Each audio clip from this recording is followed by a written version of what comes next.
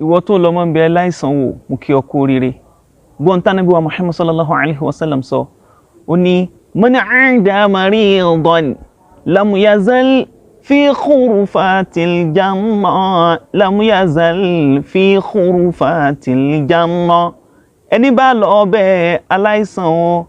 títí ni yóò máa jẹ èso gbádùn nínú ọgbà àlìjánnà man 'ada maridan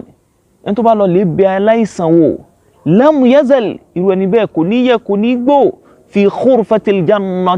nínú khurfatil janna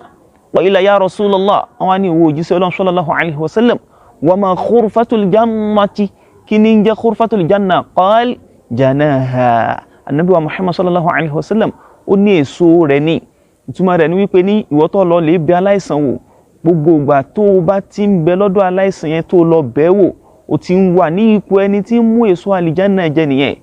ọmọ ìyá mi lọ bẹ̀ aláìsàn wò kódà ẹni tí ó ṣàìsàn náà béèrè àlàáfíà rẹ̀ wassalamu alaikum wa rahmatullahi wa barakatuhu.